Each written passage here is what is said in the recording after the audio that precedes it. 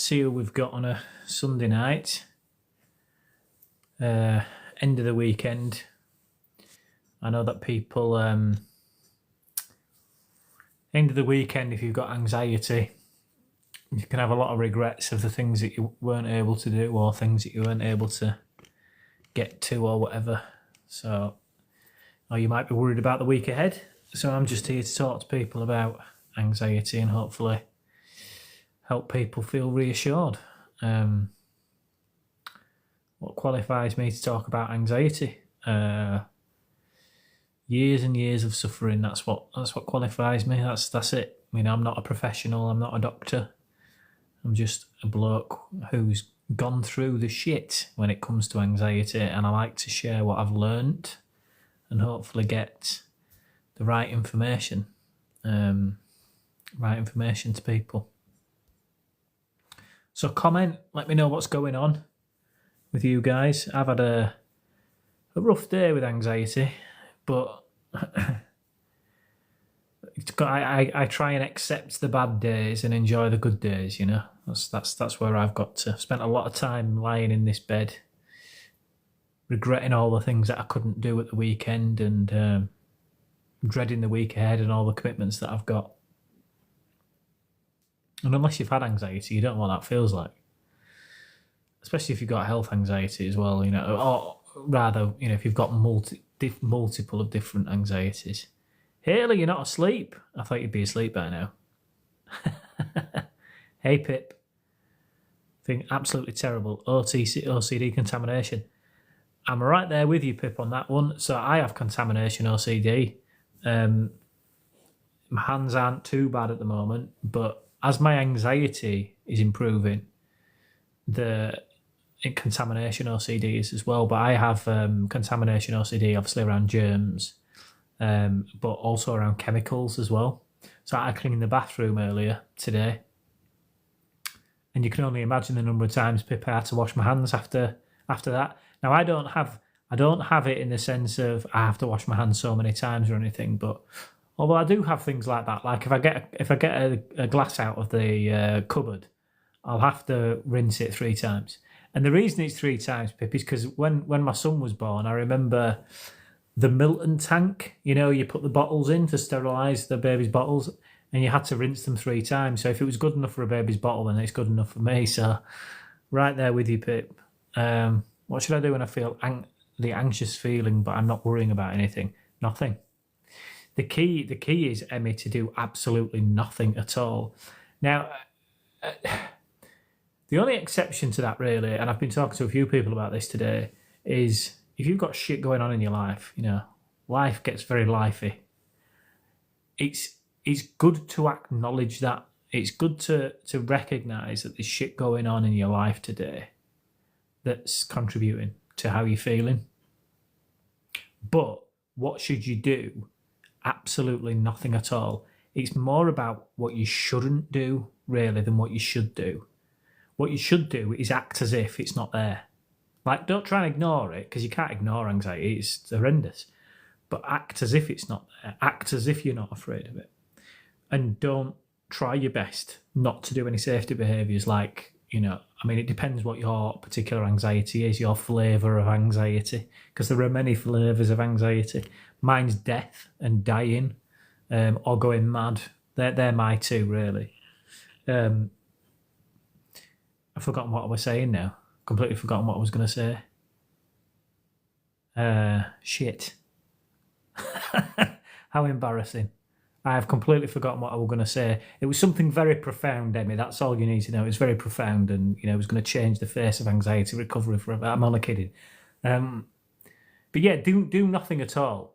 That was what I was going to say. Whatever your fear is, right, act as if you're not afraid of it. It's okay to be afraid of it, but act as if you're not. So, and if your fear's death and dying, don't do safety behaviours like checking your pulse or asking for reassurance or, I don't know, trying to busy yourself out of anxiety, because it doesn't work. It just, all of that makes anxiety worse. And the reason is, right, so let's just explain a bit about the neurology, and I will get to as many comments as I can, but let's just explain a little bit about the neurology, because it's really, really important. So fear is what drives anxiety. And you can just be afraid of anxiety itself. You don't have to have a fear. You don't have to be worrying. You don't have to feel anxious about a particular thing. I certainly didn't. The day-to-day stresses and strains of life, in the most part, I could handle. The number of times I go to the doctors and say, "Doctor, why am I feeling all these anxiety symptoms when I'm not anxious?" They make me anxious. I'm not anxious first. The symptoms come first, then I'm anxious. But let's just look at the neurology. So you've got the autonomic nervous system, which is what controls fear, right? And the reason it's the autonomic nervous system is the autonomic nervous system, which includes part of the brain, is the shit that keeps you alive, right? So it's your heart rate, your breathing, digestion, immune system, all that stuff. You don't want your conscious mind interfering with this stuff. Because can you imagine if my conscious mind took over my heart rate and my breathing, because I think I know best, I'd be dead in minutes, probably seconds actually. So it's all locked away in the subconscious mind, right? And it's the autonomic nervous system. Now, the autonomic nervous system does get data from the conscious mind, but it's very specific. It's generally behaviour it is pretty much only behaviour actually, or things that are going on inside the body that we have no control over. So when fear, so let's say you're sat on the sofa, you're not worried about anything, and your heart starts to race, or you get an ectopic, or you get really hot, whatever the symptom might be, the churning in the stomach. What happens is the threat response immediately activates before your conscious mind has even detected it, right? The threat response activates, draws your attention to this feeling, and says, "Hey, person, is this feeling dangerous?" And then it listens for an answer. But what it's not listening to is what you think. It's not listening to you saying, "No, it's okay. Remember last time we got checked out, it wasn't a heart attack, it wasn't a stroke, it wasn't a brain tumour." It's not listening to that. It's listening for your behaviour in response to this question. "Hey, person, is this dangerous?" Now, if you check your pulse, look at your smartwatch, have a look at your heart rate, ask for reassurance, Google, all the other stuff, and to the extremes that I went to, calling ambulances, going to hospital and A&E, that answers a resounding yes to the question, "Hey, person, is this dangerous?" If you do nothing at all, you're saying no. Now, what fear will do is it'll say, "Are you sure, person? Because I really think this is dangerous." And you keep doing nothing, and it'll keep saying, "Are you sure? Because it's getting worse. It's building and it's getting worse. Are you sure this time it could be different?" And it'll keep firing this stuff at you. Now, the reason it's doing that is it's being driven by the fear response.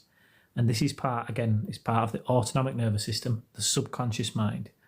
And the reason it's part of the subconscious mind is because it's there to keep you alive.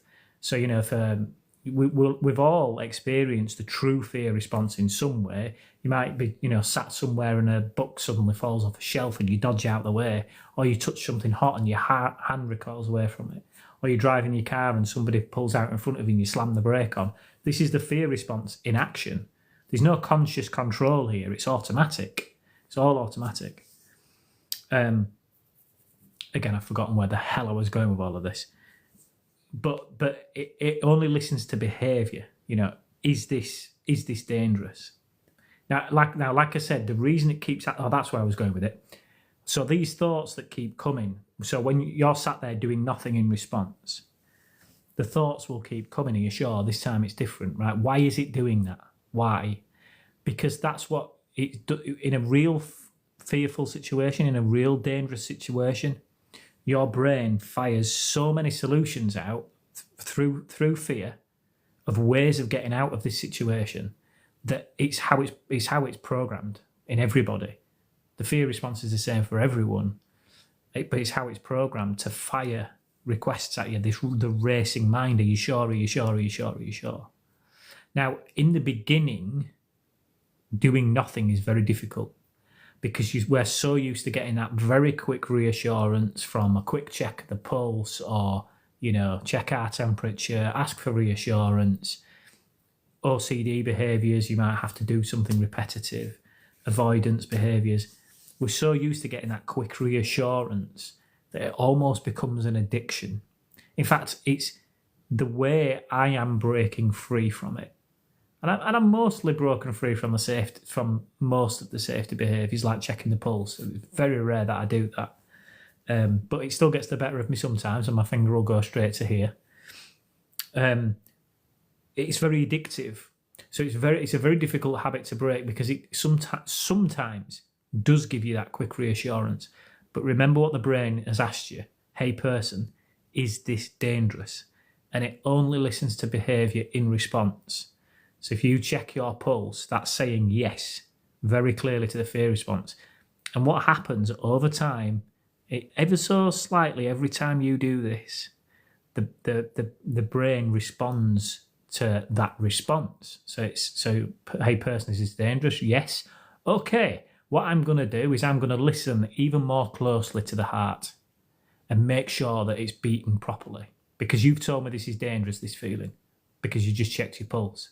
So I'm going to make sure that next time this happens, you feel it even more intensely and even faster than before, and I'm going to flood you with even more adrenaline, right? And that is neurological change that's happening in the brain. And it happens through a process of neuroplasticity. And neuroplasticity only really takes effect by doing. There's not many processes that change by thinking or reading or listening to stuff. It's all about doing neuroplasticity. And there's so many examples I can give you, but, learning to write is a classic example as a child. When you first write, your handwriting's terrible, but as you repeat, gradually over time, you can write relatively neat writing, unless you're a doctor, obviously, because it seems to be a prerequisite of being a doctor that you don't have good handwriting. So, that's how neuroplasticity works. But it's very difficult to go against that instinct of, there is no problem to solve here. You have to do nothing at all.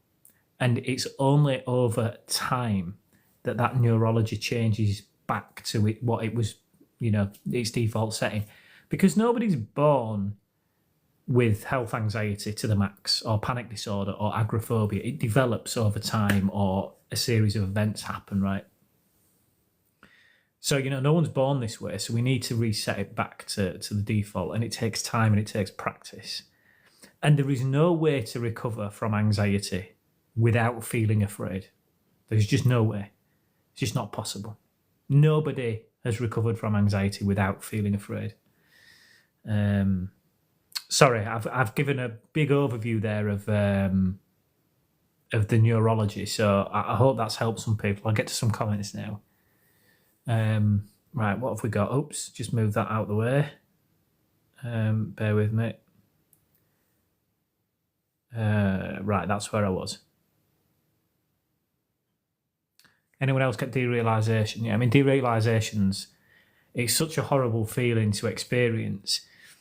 I get apologies to anyone who's heard me give this example before, but I don't know how many new people we've got on the live. But derealisation, it's really important to understand why it's happening. That was the key for me in kind of overcoming the fear of it. That doesn't mean I like it or find it comfortable when it strikes, but understanding it helps me to accept it, which means it goes away very quickly. So, quick overview of depersonalisation and derealisation. And I always use this example because I think it best describes it. If you're in a burning building, right? So let's imagine you're in a house, it's on fire, and you're trapped in a room, right? Who you are as a person, who you love, what you like, what your favourite TV shows are, and what your favourite food is, your favourite colour. The thing that makes up you as your personality is of no use in that situation. So the brain simply shuts it down. Depersonalisation. So just depersonalise you, shut you down. If somebody asked you in that moment, what's your favourite TV show on Netflix, you wouldn't be able to answer. And it makes sense, right? Because you're in fucking fire. So why would you be able to answer that question? Derealisation is the brain's ability to... It doesn't... I mean, obviously it can't physically detach your consciousness from your body and hover above you, right? Although, there are lots of near-death experiences that describe that type of thing, but that's a different matter. But what the brain does do is it looks around at the data that it's got, that is collecting through the senses, the eyes, ears, nose, mouth, skin. So the senses, it's using that to map like an escape route. How the hell do I get out of this situation? And in order to do that, it has to detach you from the reality of the situation that you're in. And it's essentially like mapping an escape route, and that can involve feeling like you're outside of your body, or to be honest, it can feel so bloody weird. But in a real fearful situation, you wouldn't even notice it because your brain's just trying to get you out. Now, the problem in anxiety is that there is no fire.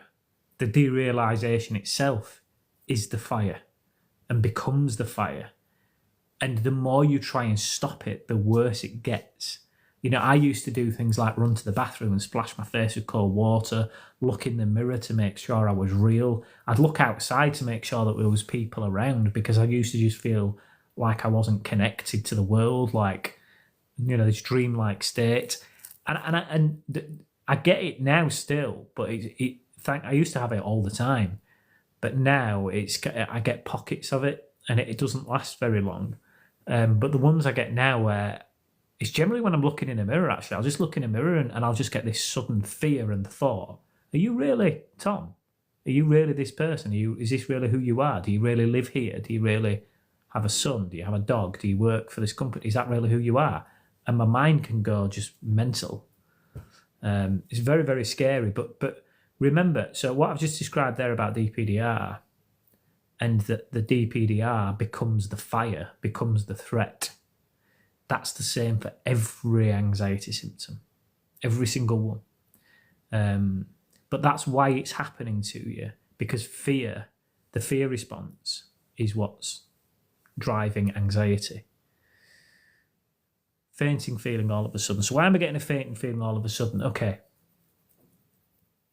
I'm not a doctor, okay, but feeling dizzy and faint was my worst fear from like 2010 right up until probably 2021, right? So 11 years maybe. And I still get it now, right? I still get it now, but I've lost a lot of the fear around it. But why does it happen? Well, the human body is constantly trying to keep homeostasis, which means balance, everything in balance all of the time. And the human body is phenomenal in what it does. So you've got glucose, and the way that that's balanced is insulin. You've got oxygen and carbon dioxide. You've got your blood pressure that has to go up and down based on what you're doing. You've got your endocrine system releasing all your hormones that is constantly trying to keep in balance. Your digestion, your immune system that's constantly fighting stuff off. Do you know what I mean? Your immune system's always there, and it's constantly trying to keep the body in balance. Now, with frequent anxiety, or rather, let's say frequent fear interrupts the whole shit show. Right? It just completely interrupts the whole shit show. So you've got your blood pressure going up and down all over the place, right? And you've got your oxygen levels and CO2 going up and down all over. Your blood sugar levels peak, and then insulin peaks, and then blood sugar drops. And this is happening all the time. Is it any wonder we feel dizzy when the whole bodily system is just going fucking mental, right? So that's one part of it. And the reason that's happening is because the sympathetic nervous system is being active and dominating all of the time, right? Because of fear. Now, we all start off in anxiety, feeling afraid very infrequently. And then gradually we start feeling afraid more and more throughout the day. You know, what's that symptom? What's that feeling? What's this? You know, what if this happens? What if that happens? And gradually, we start feeling afraid more and more and more and more. Now, the process of neuroplasticity takes place. When the brain sees that fear is getting activated so frequently and for prolonged and longer periods of time, the brain says, because I know, the reason I'm explaining this, by the way, is I know that what a lot of you will be thinking is, yeah, but what about the feeling of faint when I don't feel anxious? What about when it happens just all of a sudden out of nowhere? So we start to creep into the realms of generalized anxiety disorder. And what that is really is that the body has entered into an anxiety state. And what that means is when fear is getting activated so frequently, right, and so regularly and so consistently, let's say 5 times a day for a year, eventually the brain kind of says, all right, I need to optimize the body here. I need to make some neurological change and changes to how all of these autonomic systems are functioning, because we get afraid so many times a day and it throws the whole system out into disarray. So what I'm going to do is I'm going to start making some changes here. Instead of just flooding the system with adrenaline when it's needed, I'm going to start drip feeding the adrenaline into the bloodstream, so that it's there and primed and ready. And then I'm going to keep glucose high and insulin low, and all this stuff starts happening to the body. And we kind of have no control over this, or seemingly no control. We do through our behaviour. We can go reset it and go back. But unknowingly to us, this is happening. And if you're thinking to yourself, you might be sat there thinking, what a load of shit Tom's talking here. But let me give an example that will hopefully help. And this is an example I always give. Again, when somebody decides they want to get fit, right? Let's say that they want to start running and they want to run on a treadmill. In the beginning, they get on the treadmill and it's not easy. It's very, very exhausting. But through repetition, behaviour, the body starts to make changes, and it's neuroplasticity that's taking place. It's not just that the heart's changing and the muscles are just changing because they're being used. The neurology, the data is getting into the subconscious mind. And it's like, we're doing this every day. We're on this treadmill for 30 minutes. I need to optimize this process. I need to tell the heart to pump blood faster, the lungs to better metabolize the gases that are coming in. I need to make sure glucose is readily available. I need to build these muscles. And this happens all through neurology as a result of behavior, repetition. Now, how does that link to generalized anxiety? Well, when somebody is fit, physically fit, they are not only fit when they're on the treadmill. Their body is running in this optimized fit state all of the time, because the brain doesn't know exactly when this person's going to run on the treadmill. So it's primed, ready. The whole cardiovascular system and the muscles and everything has changed, favouring exercise, favouring this need for energy and strength and all the rest of it. So hence, when you're physically fit, you have a very low resting heart rate. If you walk up the stairs, you don't find it as much of a struggle, because you are running, your entire body is running in a fit state. And that has happened because of behaviour repetitively over a period of time, and your body is in a permanent fit state. The same is true with generalised anxiety disorder. It's exactly the same idea. It's just a different thing. The body is running in an anxiety state where it expects fear instead of exercise. So to give that example, saying why do I feel these anxiety symptoms when I'm not feeling anxious in the mind? Well, that's the same as saying why is somebody physically fit when they're just sat on the sofa and they're not on the treadmill? And it obviously doesn't make sense. It wouldn't make sense for somebody to say that, would it? Well, I'm physically fit, that's why I've got a low resting heart rate. But people with anxiety, well, I'm not feeling anxious in the mind, so why am I getting all these physical symptoms? Well, because your body is haywire. The other thing is that the signals that are firing through your nervous system and neurology are firing at a rate that they're not supposed to. It's very erratic and very, very quick. So there's lots of stuff going on in the body. So things like, going back to the feeling faint, you can get it just suddenly where you feel faint. You just suddenly get, I used to get this, well, I still do, like a sudden drop sensation in my brain, like it feels like it's just spun round or dropped an inch in my head, or feeling like someone has just hit me around this head. And I used to describe it as sudden shock dizziness, where I just felt like I'd lost consciousness for a second or a millisecond, and I was just about to drop to the floor.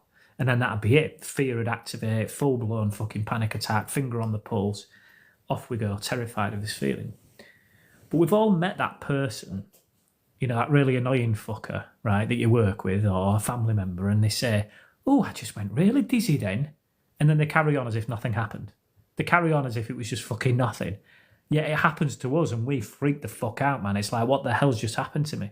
So my point there is that suddenly feeling faint or dizzy is normal. It happens. It just happens to people. Weird shit happens to people all the time. I remember working with a guy, and he came round the corner, and he was rubbing his eyes. I went, "You all right, Steve?" And he went, I can't see hardly anything out of my right eye all of a sudden." I was like, "Really?" He was like, "Yeah." He's like, it's just really weird. It's like someone's got a hand over my eye. It's all dark." And I was like, "Fuck, mate. I think you should ring 111. He just rubbed his eye and he went, but it'd be all right. Be a migraine or something. And I was like, "Dude, I really think you should ring 111 and get some advice, or at least, ring somebody." And like, "I'd be fine." I'm like, "Who's this annoying fucker? If that happened to me, it'd be 999, never mind 111. Do you know what I mean? But he did ring 111 in the end, and they said it's probably a migraine. And he just went, "They've told me it's probably a migraine," and he just accepted it and went home and carried on with his life. Came back in the next day. I was like, "How's the vision today?" "Oh, it's fine. It's gone." And that's exactly how we need to be. So these annoying fuckers that don't have anxiety, we've got a lot to learn from them. And annoying as it is when sort of people say you just need to calm down and think happy thoughts. I hate that one. Think happy thoughts. That one I really hate. But acting calm is exactly what we need to do. I'm really far behind with the comments. Sorry, but I'm trying. I try and give like a really complete picture and analogies that everyone can understand. That sounded wrong. I didn't mean that people are thick, by the way. I just meant that like it just helps explain and illustrate the point. Someone's asked if I take meds. So let's talk about medication. Yes, I do. I take meds. Do they help? I don't know, because I've been taking them for years, to be honest. I think they help by about 5%. Right. The combination of meds that I am on currently is mirtazapine, pregabalin, and very low dose diazepam. And I mean very low dose. Right. And the reason I still take that is I'm talking like 2 milligrams. Right? It's just like the lowest dose you can have. And the reason I still take that is because whenever I try, I've been taking it for so long, so many years. I was first prescribed it in 2017, that whenever I try and stop completely, I just get horrible withdrawal. Because sadly, not sadly, diazepam is addictive. So, the diazepam doesn't do anything anymore unless I take big doses of it, which I do occasionally if the anxiety gets bad. But I take it as prescribed. It's a PRN prescription, so I take it as prescribed. So the diazepam really is not really in the picture anymore because it doesn't do anything. It just stops withdrawal. And I take pregabalin and mirtazapine. So pregabalin I take 3 times a day, which is an anti-seizure medication. Doctors, GPs generally won't prescribe it. It needs to be psychiatrists generally for generalised anxiety disorder. I think the pregabalin does help, and I think it's a good medication personally. It is by no means a cure-all though, but it does slow down the autonomic nervous system. That's how it works. It's an anti-seizure medication. It slows down the autonomic nervous system. So I think it's a good medication. And I take the antidepressant that I take is mirtazapine, but I take it below the therapeutic dose. What that means is the therapeutic dose of antidepressants is when they become an antidepressant. They actually start altering serotonin levels. But mirtazapine has this really strange quality where at lower doses it's more sedative. So I actually take 15 milligrams. My understanding is 30 milligrams. Again, I'm not a pharmacist. I've just, learned a lot of shit over the years. 30 milligrams is the therapeutic dose. And I was on that for years and it didn't do anything, to be honest. And I lowered it to 15 milligrams after speaking to a doctor, I hasten to add. Because I just want sleeping, and they suggested lowering it because at lower doses it's more sedative. So that's why I think mirtazapine's a good choice, not for the antidepressant qualities, but the sedative side effects that it brings. Now, for a lot of people, the sedative side effects are just too much. But for me, it does help me drift off to sleep. It doesn't stop me waking up. I still wake up.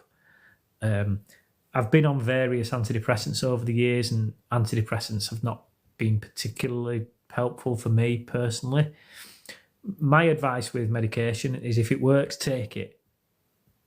That's really my advice. And speak to your doctor, follow their advice. The other one that I used to be on was propranolol, but I had to stop that not long ago, about 8 weeks ago, because I could feel my heart rate was incredibly low. I could just feel it. It just felt like it was barely beating. And I was going really dizzy, like unusual dizziness that I don't normally get. And I checked my blood pressure, and my blood pressure was like 96 over 42 or something, so it was low. And my heart rate was only like 43. So I got in touch with the doctors and said, what do I do? Now, the reason that happened, by the way, please, anyone who's prescribed propranolol, don't freak out, because the reason that happened is because I got a high cholesterol blood test in September. So I made quite radical changes to my diet, and I started exercising more, so more walking, not like exercising like a cardio, lunatic, because, that's just not for me. I just don't enjoy exercise, if I'm honest. Not because I'm lazy, it's just something that I don't get a lot from. I think it's excellent, though, for anxiety recovery, some form of exercise, whether it's walking, swimming, running, cycling, whatever your thing is, I think it's very important. But anyway, because my lifestyle had improved so much, my heart rate, like I was saying, the body entering a fit state, my heart rate had naturally lowered itself. So it was just having too much of an effect, so I didn't need to take it anymore. But I think propranolol is an excellent medication. The other ones that are excellent, but very few people talk about, is antihistamines. So there are various antihistamines that are licensed for to be prescribed for people with anxiety, certainly in the UK anyway. Promethazine hydrochloride is one, and hydroxyzine is another. Because we've all heard of drowsy and non-drowsy antihistamines. So the drowsy effect of antihistamines is actually very good for anxiety. I also think because they suppress the immune system a little bit, and the immune system is part of the threat response, it just helps to slow things down a little bit. So antihistamines are another excellent choice. Hydroxyzine, also known as Atarax, is like the brand name, is one that I tried, and I did find it helpful. But yeah, you speak to your doctor again. Speak to your doctor. But I actually mentioned hydroxyzine to my GP. They didn't suggest it. I suggested it to them. And they'd never heard of it, and they were very open. They're very open about prescribing it and trying it. So, but that's also why mirtazopine's sedative, by the way, because it acts on the histamine part of the brain, the same as antihistamines do. In case you're wondering, by the way, where I've learned all this, it's 20 years of hell. That's where I've learned it all. It's 20 years of going to doctors, getting told bollocks, not getting told why, going to A&E fucking probably hundreds of times. I was going to say thousands, but that would have been an exaggeration. Hundreds of times, upwards of 50 ambulances called, I reckon, probably a bit more. And just, I've been through, all the CBT, NHS, intense CBT, ACT, the 6-month intense jobby.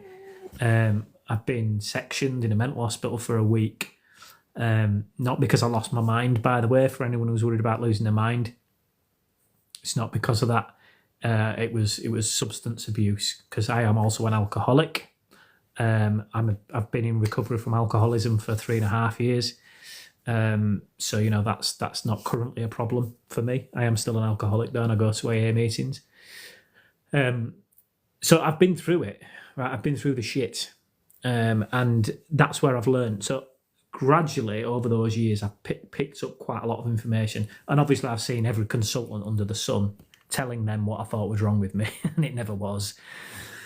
So that's where I've learned all this, and the big turning point for me, where I started learning about the body and the nervous system and how the fuck anxiety could do all this was when I went to see the second to last consultant I saw was a consultant neurologist, because I was going numb all down one side, right? And it was happening to me every day, and I was getting other really strange neurological symptoms, like I felt like I couldn't use my hand properly, my coordination was all gone.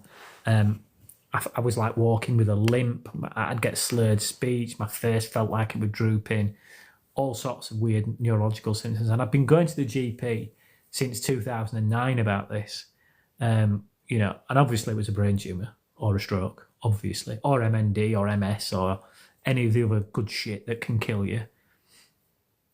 And I was convinced, utterly convinced, and eventually in 2019 they referred me for a brain MRI, right? 10 years later.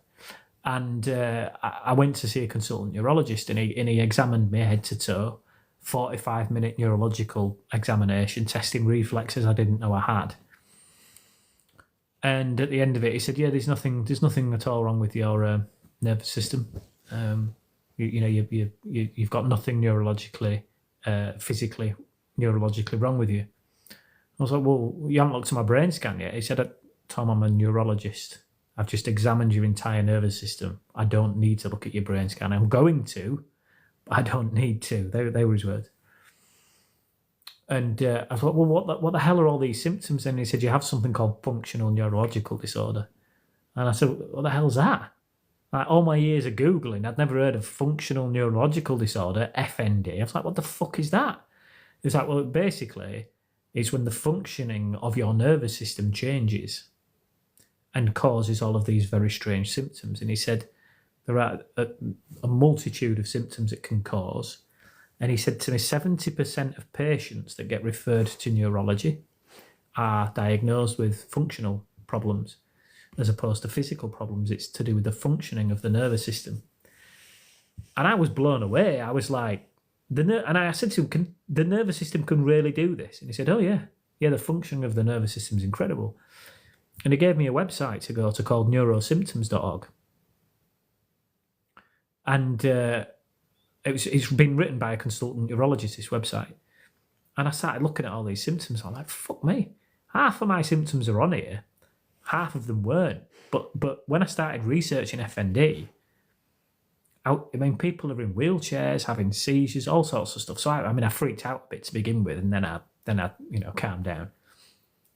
But I was amazed that the nervous system could do this. And that's when I became fascinated.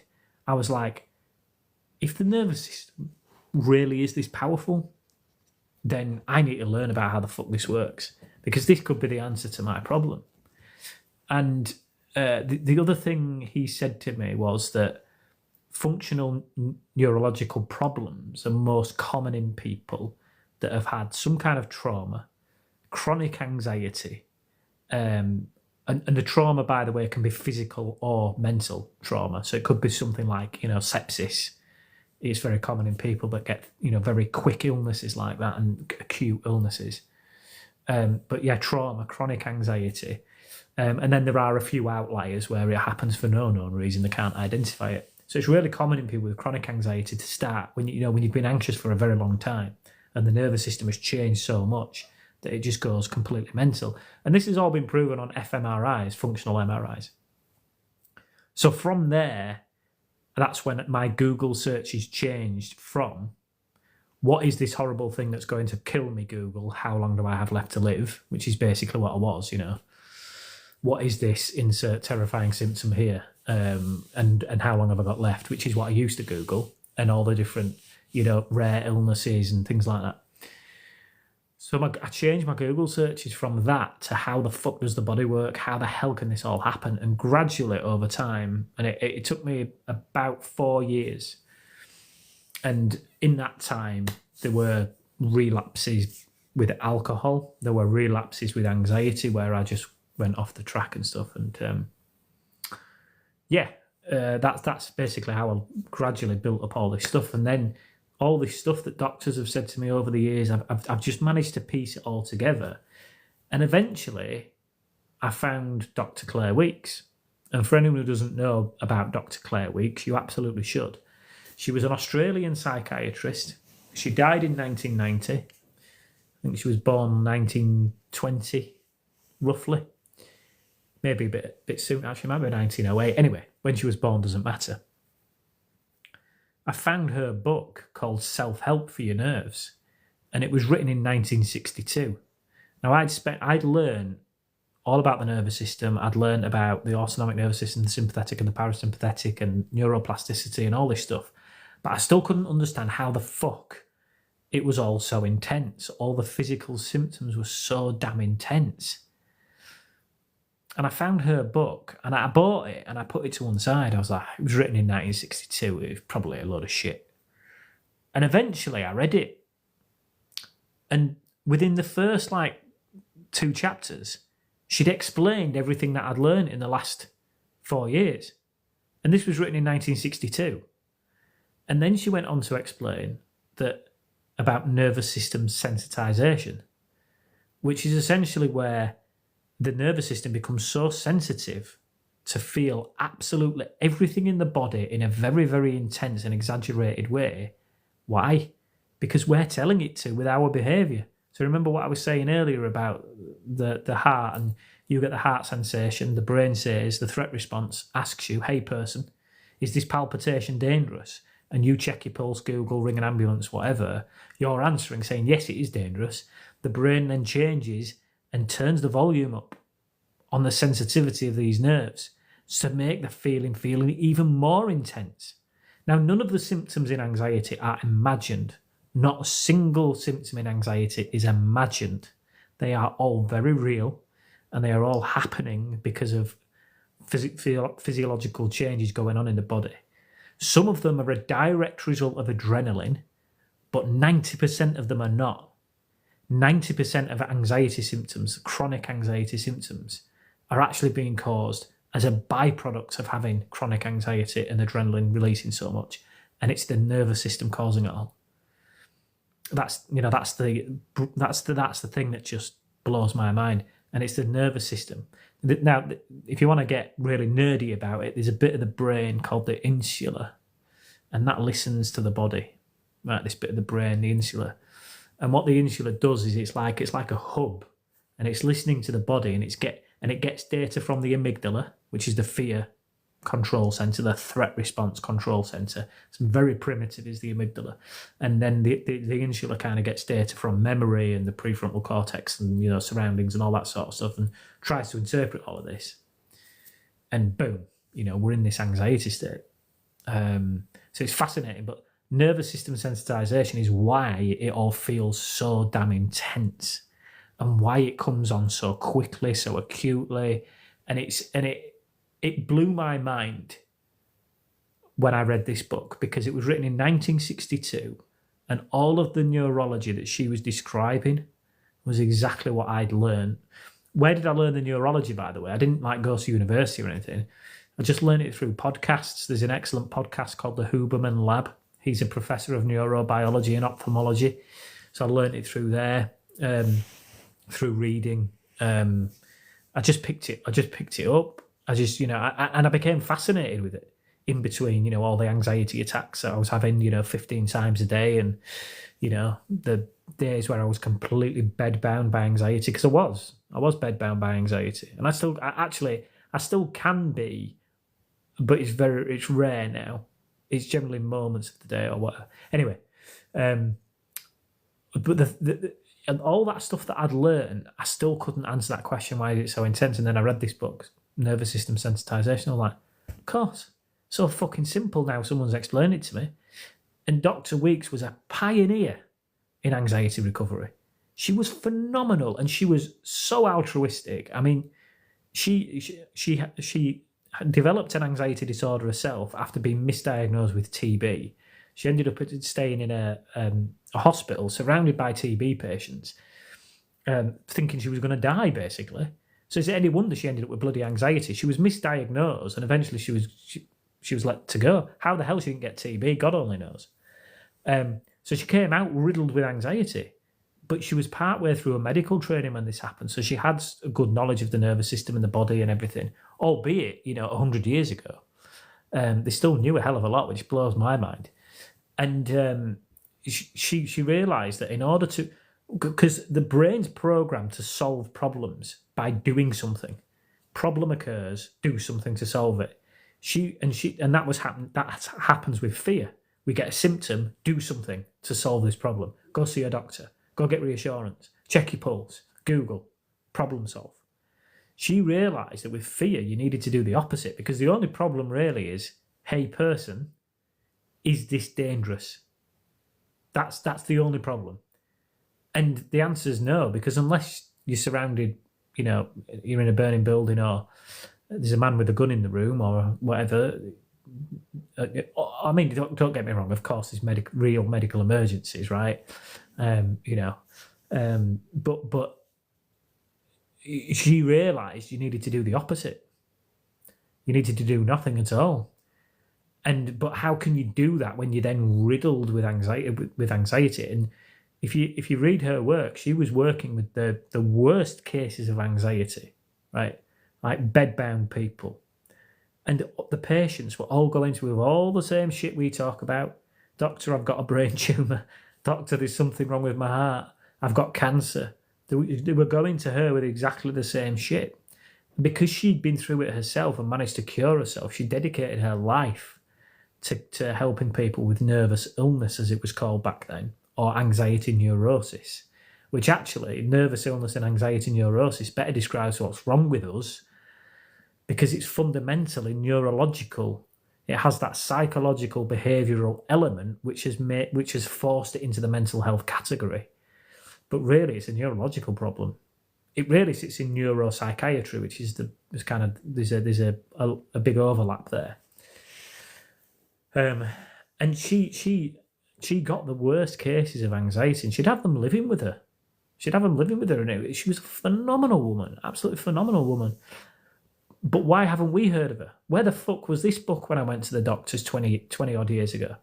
Why wasn't this prescribed to me? Why has no therapist mentioned it to me? I mean, Christ, I've seen enough of them. None of them knew about it. And I believe the reason is, one, she was a woman in the 1960s. So there's that, female psychiatrist. She doesn't know what she's talking about. Second thing was, she wrote a self-help book. Probably one of the first real self-help books. It sold millions of copies. The Freudian psychiatrists did not like this at all, because where was their returning client income coming from? Their patient income coming to see them every week. She's offering them self-help. So she got buried, basically. Now, she didn't get completely buried because there are people that know about her. But anyway, my point was, I'd already started my TikTok at this point. I'd already started doing my TikToks before I found Dr. Weeks. And then I found Dr. Weeks. And I started my TikTok just kind of thinking, I can't be the only person out there suffering like this. So I'm just going to share. I'm just going to talk about what it's like and see if there's anyone else out there. And then I read Dr. Weeks, and then I started to apply Dr. Weeks' method. And then I started finding people that had recovered from anxiety. And I'd never found anyone who completely recovered. But after my TikTok started growing, I started finding people like Glenn, anxiety coach. People might know Glenn. Josh Fletcher, Drew Linzelatter.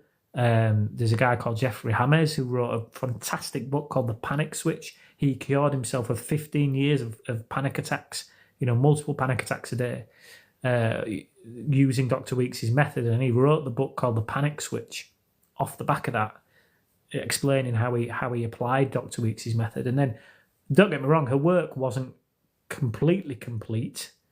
It's been enhanced since, but she was the pioneer. Any book written since on anxiety is based fundamentally on her work. And her work, in a nutshell, is... God, I've forgotten. It's face, accept, float, and let time pass. So it's to face your fear with an attitude of acceptance. Because you're so riddled and crippled with anxiety, that's going to be very difficult to do. So you need to float. You need to let go of the body, let go of as much tension as you possibly can, let go of as much resistance as you possibly can, and imagine yourself floating along with the anxiety. Accept it. Don't try and stop it. You've been trying to stop it and it don't fucking work. So stop trying to stop it. Face your fear with acceptance and float, and let time pass is the final thing of her 4 pillars, if you like. Let time pass, because time is the real healer. Acceptance and time. And it's phenomenal. When I started applying her method, I was bedridden by this point. I was pissing in bottles next to my bed because I was too frightened to stand up to go to the bathroom. I was barely eating. Well, I was eating, but I was just eating shit because it's all I could. I was just eating crisps and chocolate. I'd piled loads of weight on because I was just eating shit. Yeah, anyway, there we go. The dare response has just been mentioned. The dare response is based on her work, which is... It's very similar. It's diffuse, allow, run towards, engage, or something like that, I think, is dare. It's a great book, though. It's a dare response. Great book. But Drew Linton, some excellent resources, right? How do we get better from anxiety, and where do you get the right information from? So the first thing to say is there's a lot of shit about anxiety on the internet. And the first thing you will see if you Google how to recover from anxiety, first thing you'll see is CBT. That's the first thing you'll see. Now, CBT was developed around the same time as Dr. Weeks' work by Dr. Alan or Alec Beck. I can't remember his first name now, but Dr. Beck. And CBT was groundbreaking, and it absolutely should cure anxiety. Cognitive behavioural, and I'm repeating it on purpose, behavioural therapy, because fundamentally a thought triggers behaviour, right? And it's the behaviour in anxiety that is the problem. That's the problem. It's the behaviour in response to fear over a period of time. The reason I believe CBT didn't work for me and doesn't work for many, many people that I speak to, and by work I mean to cure anxiety, chronic severe anxiety. That's what I mean by work. It's excellent for general mental health. I have no problem with CBT and CBT therapists. It's excellent. The reason I believe it doesn't work for anxiety is because they do not focus enough on behaviour. They focus far too much on worry diaries, rating how you feel, changing your thoughts, trying to make yourself happier, and talking about your childhood. Right? It's all wonderful stuff to learn about. Doesn't make a damn bit of difference to anxiety. The thing that makes the difference is behaviour. It's all about behaviour in response to fear. So, there you go. That's I've forgotten where I was going with the rest of that, but there we go. I saw something about hypnotherapy earlier. One of the comments was talking about hypnotherapy. I've tried hypnotherapy, of course. I've tried every quick fix available. And if there was one, I'd share it with you. Hypnotherapy, very, very relaxing. Can't cure anxiety. I mean, it might, but so there is something called the belief effect, which is very similar to the placebo effect. And the placebo effect's perfectly valid, right? Which is where you're taking a pill that you think's fixing you, and it's actually just a sugar pill. It's a placebo. The placebo effect's perfectly valid. There seems to be this crazy thing in the human brain where it thinks it's getting something that cures it, and the brain therefore fixes the body, right? The belief effect is the same thing. You can believe enough that something's going to fix you, and it does, right? So the belief effect could take effect, but aside from that, hypnotherapy cannot change the neurology of the brain that has taken months and years to develop as a result of our behaviour. It just can't. The hypnotherapy just can't do that, and unless I see some evidence of that, I don't think anything's going to change my mind. That said, I think hypnotherapy is excellent alternative therapy for general mental health. It's very, very relaxing. I'm not hating on hypnotherapists. I've also seen some comments about herbal supplements. So a lot of people are mentioning ashwagandha. Ashwagandha has very strong evidence for helping anxiety. I urge caution with herbal supplements and remedies for two reasons. The first is the behaviour associated with taking the supplement. You are trying to stop the anxiety. It's a form of resistance again.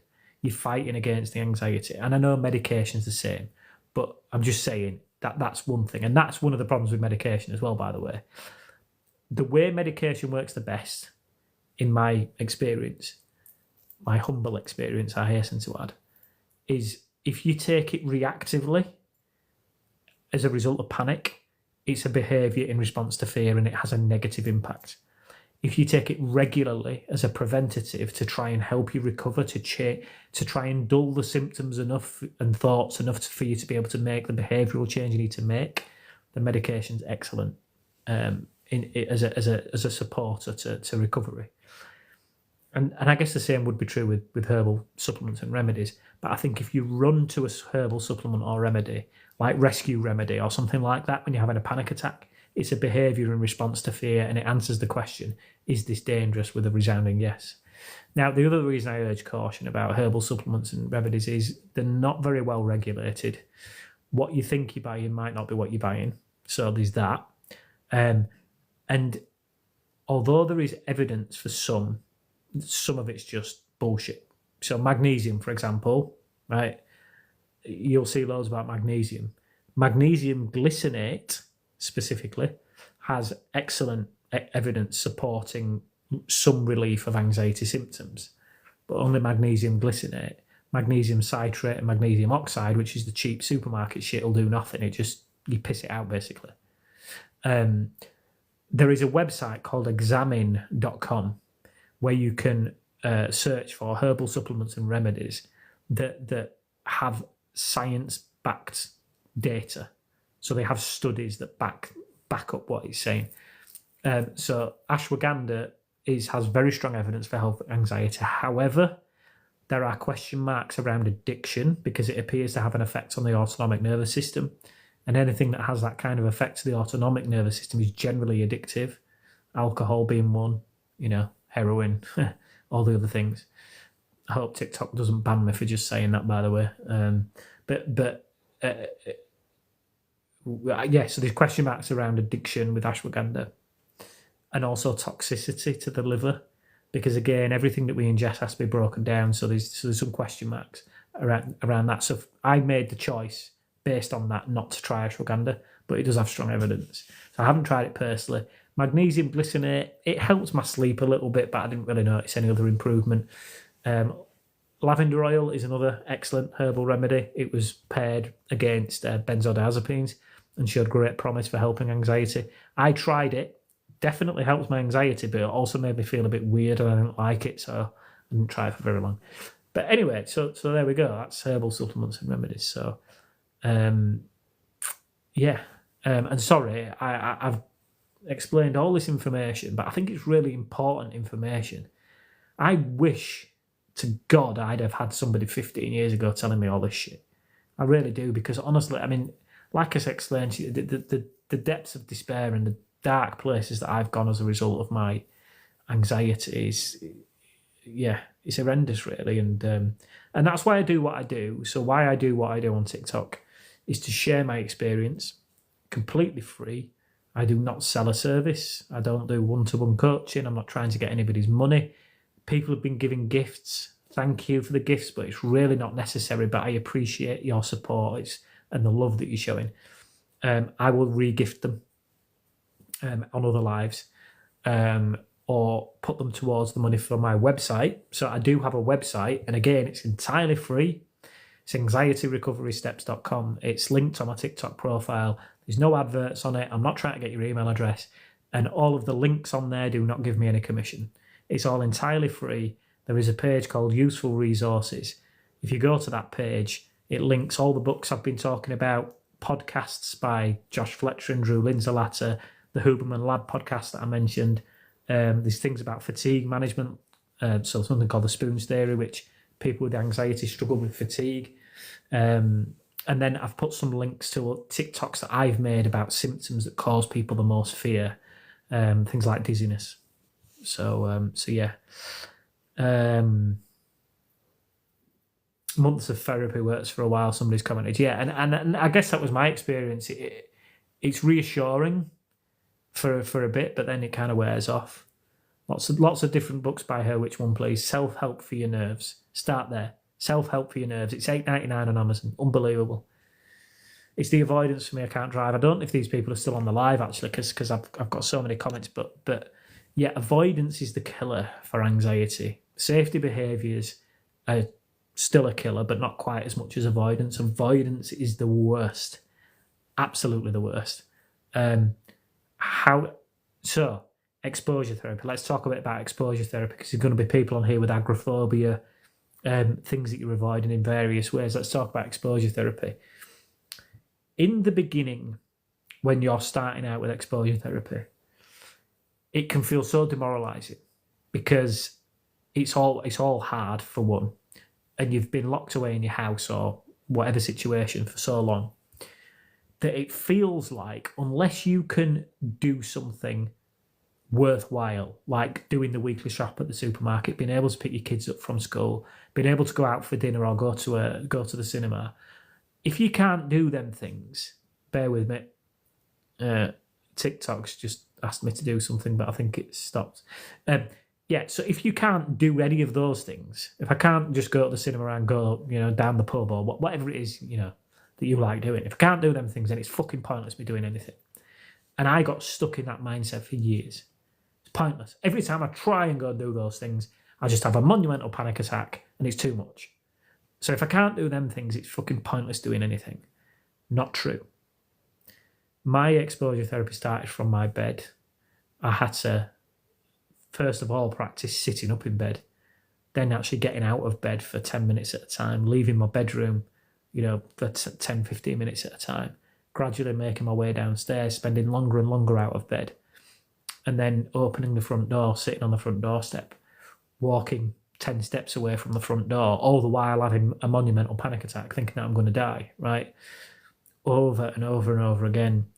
And repeat and repeat and repeat, and gradually, slowly build up. Now, where am I up to now? So I've gone from bedbound 18 months ago, roughly, to I can, not always, not all the time, right? There are moments of the day or days when wild horses wouldn't drag me out of the house because it's just too much, right? The anxiety is just too bad. But 50% of the time, at least, I can at least travel around my local town, pick my son up from school, I can take the dog for a walk, I can go to the supermarket, go up to the tip, and that type of thing, right? So it's taken me probably 18 months to get there. But those things in the beginning, my point is, were not pointless because I couldn't get to where I am now without having gone through those things.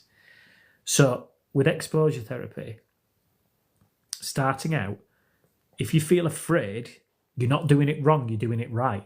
You need to feel afraid because otherwise you're not going to learn a damn thing. So you've got to feel afraid. Thank you for the gifts, Beanie. It's very sweet of you. You need to feel afraid. And it's not a failure if you feel afraid. Right? It just isn't. And don't get stuck in the mindset that it's pointless, because it isn't. You've got to think of it as a marathon, not a sprint. And don't compare yourself to how fast other people have recovered or how fast I'm recovering. Some of my followers started following me and have recovered themselves, and I still haven't. So, it just varies. Try not to put too much weight on that type of thing, and go slowly. So for the people who said that they can't drive, can't work, can't walk, you've got to start, at the beginning, just go and sit in the car. Just go sit in the car, that's it. Start the engine, right? Put it into gear and see if you can drive 10 yards and then reverse back into your parking space. Just start there, do that every day, every single day, over and over and over again, until eventually you'll get to the end of the street. I drove around my block, which is only a short block. I mean, I'm talking, it probably takes me 90 seconds to drive around the block. That's how small it is. And it took me ages to be able to do that. And then I would repeat it over and over again. I'd drive around the block 15 times. And the more I did it, the more I wanted to do just one more lap. And then eventually I got the courage. I was like, fuck this. I've been doing this 15 times. I can do the bigger block. And I did the bigger block. And of course, the first time I did it, I freaked out, had a panic attack, turned around and couldn't do it. Slammed the door and came in and had a sulk for a few days. Got back out and tried again. And what I'm saying is all this stuff is normal. It's normal for exposure therapy to be hard, to have setbacks, to have disappointments and failures. It's normal. No one just does it and gets better just overnight. It just doesn't happen. It just doesn't happen. But exposure therapy does work. And exposure therapy is what Dr. Weeks was teaching. Face exposure. It's the same thing. That's what she was teaching, was exposure therapy. And the key with exposure therapy is don't rush. Don't rush to get it over with as quickly as possible. It is better to just walk to the end of your street and sit there for 30 minutes and then come home, right? So it's better to be out of the house at a shorter distance for a longer period of time than it is to be further away from the house but really quickly. Because it's all about neurology and behaviour, remember. It's got to be big enough and long enough and repetitive enough that the brain relearns from it all. So yeah, that's my little thing on exposure therapy. Exposure therapy is the answer, and exposure therapy isn't just about agoraphobia and leaving your house. By the way, my exposure therapies were over the course of my recovery. Having a shower was exposure therapy.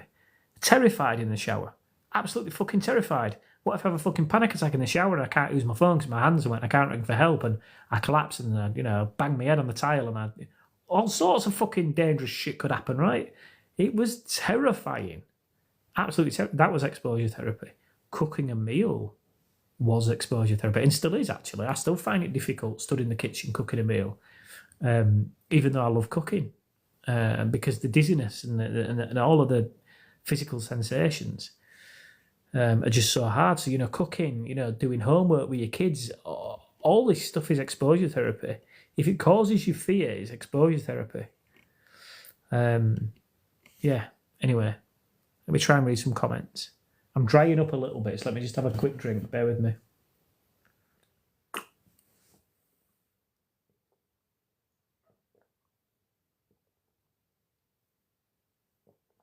Someone said I'm on Xanax, not helping anymore. Yeah, benzos have a terrible habit of stopping working. When you first start taking them, it's fucking amazing because you think, fucking hell, I feel normal.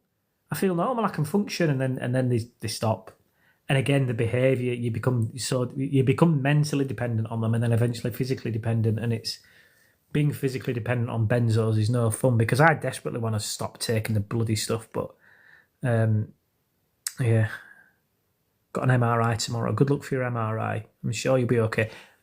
But a point on that, medical assurance is fine, by the way. Go and get medical assurance. Just don't get reassurance. Right? It's fine. Go get checked out. Fucking damn right. If you think you need a brain scan, get a brain scan. If you think you need these blood tests, get them. If you think you need an ECG and a stress ECG and an echocardiogram, get it. Right? Medical assurance is fucking crucial to anxiety recovery, but use the assurance you get from it to change your behaviour. So if you know that your heart's fine, stop checking your pulse, take your smartwatch off, stop avoiding exercise or anything that increases your heart rate. Use the medical assurance. Use everything, in fact, that brings benefit to change your behaviour.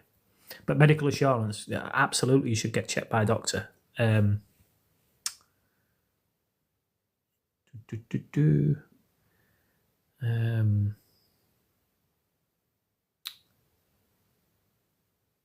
just reading through some comments just to see if there's any other topics to cover. I've got so many. I get, every time someone likes the live and I get gifts and stuff, I get a line as well. So it takes a while to scroll past. Sat here watching these, heart always palpitating while sitting down. Never understand why. You don't need to understand why. The thing is, the heart always knows how to beat. Always, always, always knows how to beat. Right? Always. And that's the key. Your breathing always knows how to breathe. Your heart always knows how to pump blood in the best way. So if it's pounding, it's because it needs to. We just don't know why, and we don't like the feeling, and it's uncomfortable, and our threat response is kicking off. But the heart always knows exactly how to beat, when to beat, and how hard to beat, always.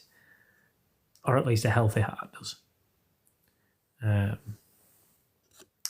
Anger, someone's asked about anger. The threat response and anger are just so interlinked. It's no wonder. And to be honest, anyone who has anxiety for a long period of time is going to have a short bloody fuse. I came off sertraline cold turkey. God love you, Beanie. I came off sertraline and it was horrendous. Maximum dose I was on 200 milligrams. I think that was a maximum dose anyway. Should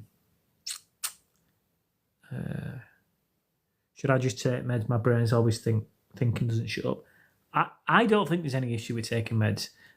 The thing about antidepressants is, which is what doctors prescribe mainly, is that serotonin, if you look at the stress response, the Huberman lab talk about it, serotonin doesn't really have anything to do with fear or the threat response at all. So it's nothing really to do with serotonin levels that's causing anxiety. That said, people take certain antidepressants and they swear blind that it's cured them. Now, I think one of a few things has happened, the placebo effect being one, and the side effects has just dulled it enough for them to change their behaviour is another. But that being said, that doesn't mean antidepressants don't have a place in anxiety recovery, because with anxiety comes a whole host of emotional instability and depression and low mood and the rest of it. So, they can help level you out enough to give you the motivation to make the change that you need to make. So I think it's very complicated and very personal, is medication. Yeah, that's my opinion. Please do more of these lives when you can. Yeah, I plan on doing it. Yeah, I plan on doing more of these lives. And guys, if you're not following me and you're getting something from this, follow me so you get notified. I'm not bothered about how many followers I get. The only reason I want more followers is to get the message to more people. I am not doing this for fame or fortune. I promise you, I am not. And any money that I do make through gifts or whatever, I'll just put towards my website, which costs a few quid each month, 28 quid a month or something and stuff like that. Or re-gifting other lives. Brain is always negative. I worry a lot about very vain things. It's very common, I think look, we're all human beings trying our best to get through life, right? So we become insecure and low self-esteem, and vanity feeds into that, None of us get through life without scars and scrapes and bruises. No one gets through life without baggage either. We've all got baggage. So, don't be too hard on yourself about the things that you worry about and the fact that it stems in vanity. The thing that I've learned, mainly through my alcoholism recovery actually, is that vanity is a form of ego that's trying to cover up and protect low self-esteem and low self-worth. So, I'm all for therapy, by the way, general therapy for people. I think therapy is excellent. I just think for anxiety recovery, it's not particularly helpful. Or certainly it wasn't for me in terms of anxiety itself, but I'm all for therapy. I see somebody for talking about some shit that happened, some pretty nasty shit that happened to me as a kid that I'm needing to work through because it's still affecting my emotions. I just want to work through it and talk to somebody about it. So I'm all for therapy. It's just not going and talking about anxiety. All you're doing is reliving a traumatic experience and getting reassurance. That's it. It doesn't change behaviour, and that's the root of anxiety is behaviour. The gifts are nothing compared to the relief you've been given. Bless you. That's very sweet. Have you recovered? No. I've not recovered. I believe I will, though, because I can see how far I've come. I remember November last year, I had a doctor's appointment that's 150 yards away. And a guy I know who has the same anxiety, actually, who's quite a lot better now, he had to come and pick me up and drive me there, door to door, because I couldn't do it. So I know I will recover because I'm getting better all the time. Do you ever recover from this? Yes, you do. You do, and there are countless people who have. Anxiety Trainer, that's another one on TikTok. He's phenomenal, that guy, Anxiety Trainer. But, I found all these people after I started trying to get better myself, after finding Dr. Claire Weeks.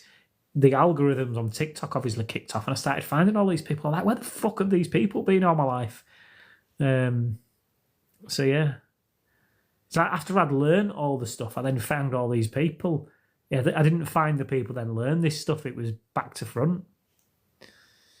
I can't without someone else with me. Zoe, that's fine, right? Look, if you've got to take somebody with you to be able to do something to begin with, that's okay. Eventually, you'll go, do you know what? I can do this on my own. I'm going to do it on my own. That's what will happen. So, don't put yourselves down if you're having to take a bottle of water with you, an apple, medication, I don't know, somebody else with you, somebody on the phone even. If you're having to do this stuff to get your behaviour changing, that's okay. That's why I said safety behaviours are better than avoidance behaviours, marginally better. Because if you need to use safety behaviours to get you moving, then do it. But give yourself the credit, not the safety behaviour.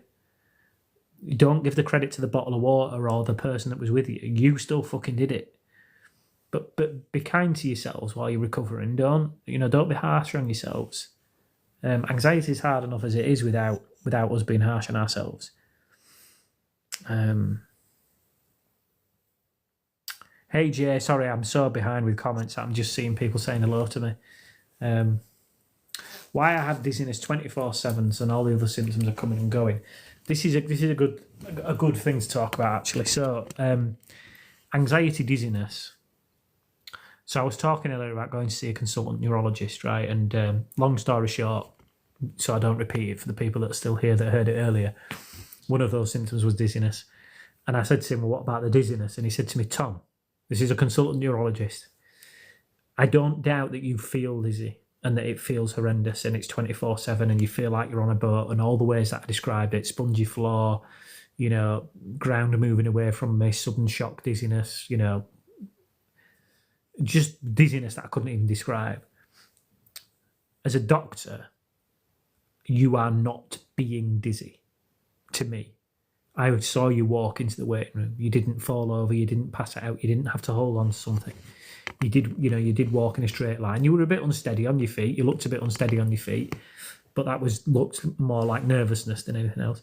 And he said, as a doctor, there is a difference between being dizzy and feeling dizzy.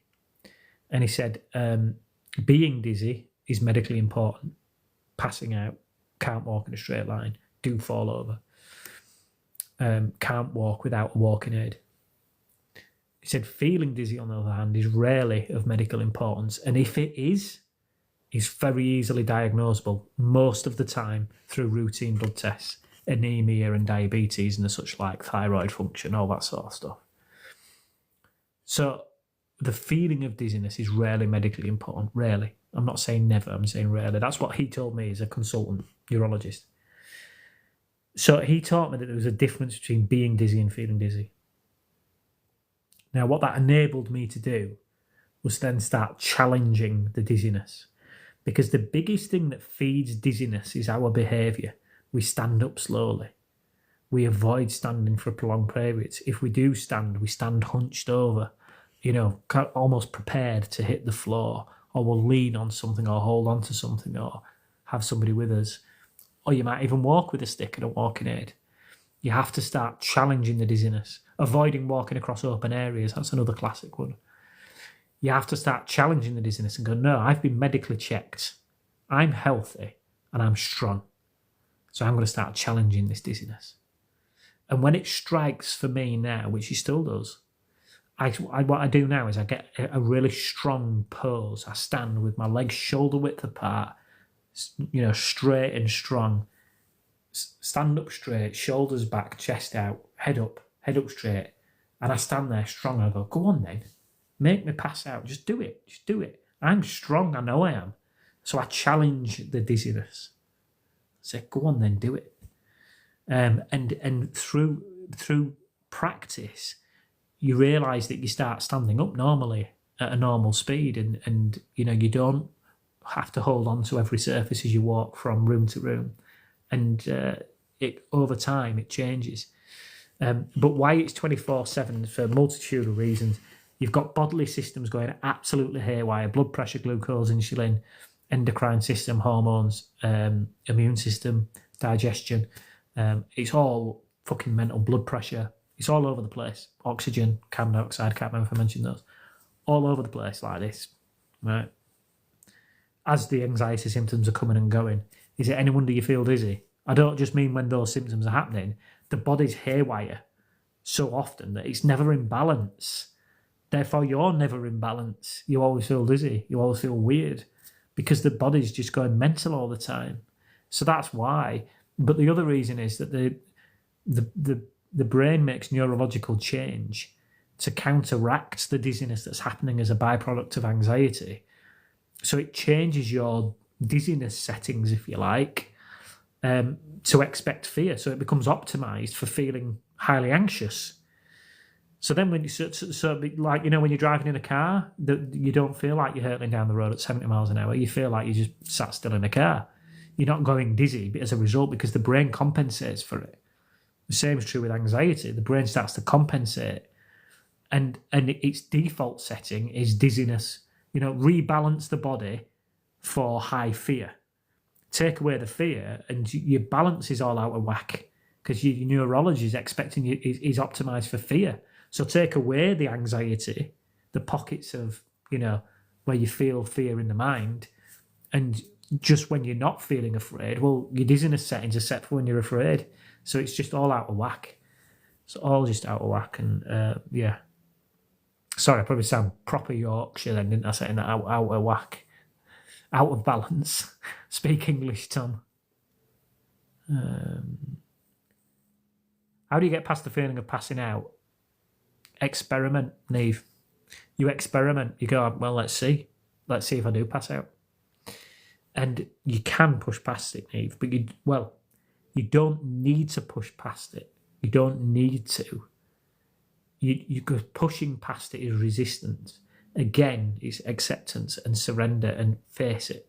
Face the facts that you might be pass out. Be willing to pass out in pursuit of this experiment. You haven't passed out yet. I was terrified of passing out for 20 years. And I still do. When I was walking the dog earlier, just as I was sort of walking around the first corner, I just got this sudden kind of faint feeling. And I thought, oh God, I haven't eaten today. What if my blood sugar's too low? What if this, what if that, what if the other? I was like, fuck it. Let's see. Let's see if I do pass out. And I never have. You'll get there, Neve. Just keep practicing. Just keep practicing. I don't know if you're still here. I hope you are, but just keep practicing. Well, I mean, your doctor might laugh at you if you ask for a brain scan, but if you think you need one, just pay for one. Just pay for it. I'm not promoting people to get medical reassurance over and over again here, but if you are obsessed with the fact that you have a brain tumour and you cannot let it go and get the medical assurance that you don't have a brain tumour, and just be done with it. Just go and get it done, and then change your behaviour as a result. That's what I'm saying to people. Medical assurance is needed to be able to recover from anxiety.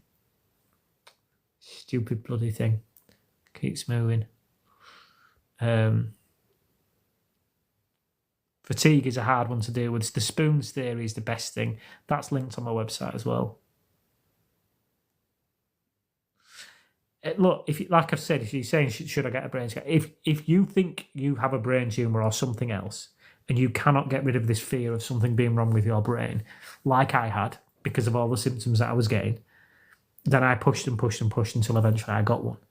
But I wish, I wish I'd have just paid for one, to be honest, and just got it over and done with. But we live and learn. Like I said, I'm not promoting private medical tests repetitively over and over again. I'm saying if you've got this lingering doubt in your mind, then go get the medical assurance you need. Not reassurance, assurance. And believe the results. Or rather, you don't have to believe the results. You just have to act as if you believe the results. And what do I mean by that? Well, if you go and get your heart checked and you're told it's fine, then if you believed those results, you wouldn't keep checking your pulse. You wouldn't keep looking at your smartwatch to see what your heart rate is doing, would you? So you've got to stop the behaviour and act as if you believe it. That's all you have to do. So you don't have to believe anything.